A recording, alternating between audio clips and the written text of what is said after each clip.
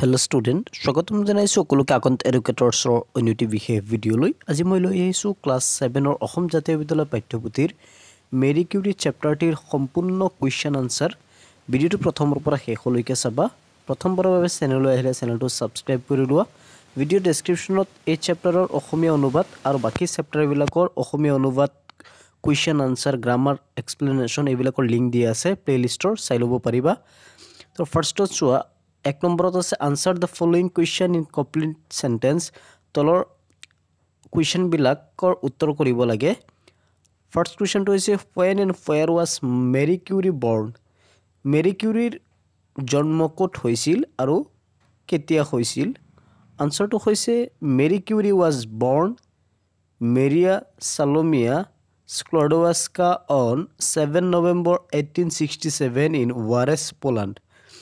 Marie কিউৰীৰ জন্ম হৈছিল স্ক্লডৱাস্কাত 7 নৱেম্বৰ 1867, যোনটো আছে কি পোলেণ্ডৰ ৱাৰছ নামৰ এখন চহৰত।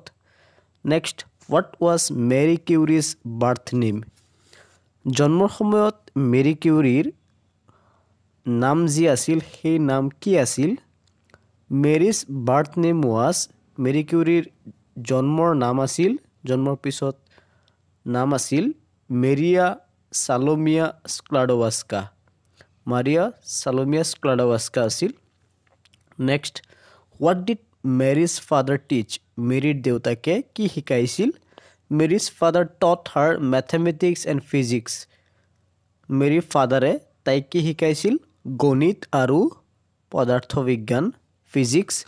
Next, where did Mary and her elder sister Bronislawa involve themselves from higher education?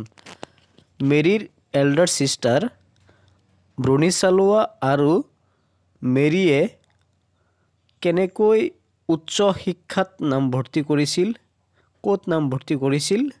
Mary and her elder sister Bronislawa involved themselves for higher education in clandestine flying university. সিহঁতে ক'ত নামভৰ্তি কৰিছিল?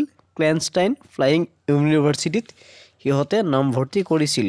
নেক্সট আগবাঢ়িছোঁ, question number E, when and which field was Mary Curie awarded Nobel Prize?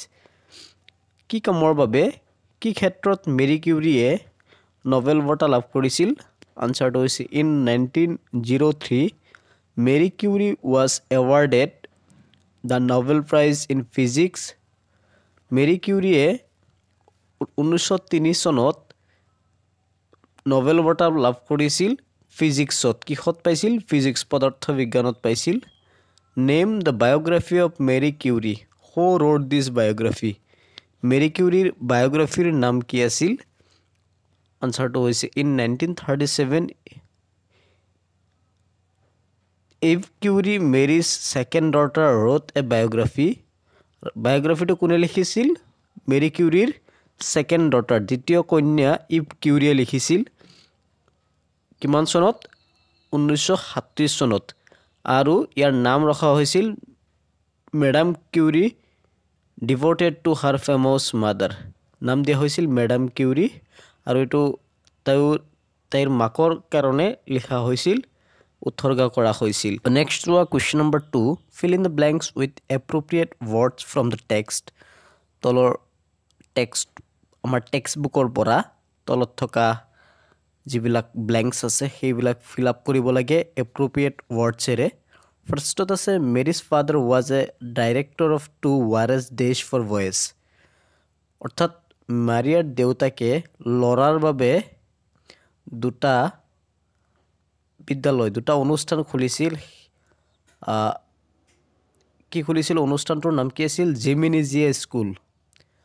তাৰপিছত কুৱেশ্যনটো হৈছে Maria studied physics, chemistry and mathematics at. মাৰিয়াই পদাৰ্থ বিজ্ঞান, ৰসায়ন বিজ্ঞান আৰু গণিত ক'ত অধ্যয়ন কৰিছিল? University of Paris. তাৰপিছত মাৰিয়া মেৰিড, মাৰিয়া কাৰ লগত বিবাহপাশত আবদ্ধ হৈছিল? পিয়েৰ কিউৰীৰ লগত মাৰিয়াই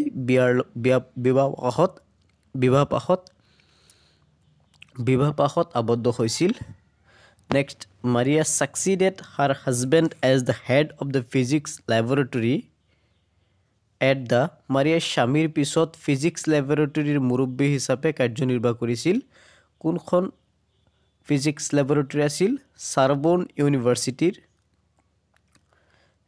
সেই ক'ত আছিল এইটো Sorbonne university Marie and her husband named after Maria's native country Poland কোনখন চহৰ মাৰিয়া আৰু তাইৰ হাজবেণ্ড পেৰি কিউৰীৰ নামত চহৰখনৰ নাম ৰখা হৈছিল পলিনিয়াম গতিকে এইখিনি আছিল তোমাৰ fill in the blanks next ভিডিঅ'ত মই লৈ আহিম এইটো চেপ্টাৰৰ যিমান গ্ৰামাৰ এক্টিভিটিছ আছে নিয়মসহ আলোচনা কৰিম আশা কৰোঁ সেই ভিডিঅ' চাবা বুলি যথেষ্টখিনি উপকৃত হ'ব পাৰিবা তাৰপিছত আমি নেক্সট এণ্টাৰ্কটিকা চেপ্টাৰটো আমি আলোচনা কৰিম আজিৰ কাৰণে ইয়াতে সামৰিলোঁ ধন্যবাদ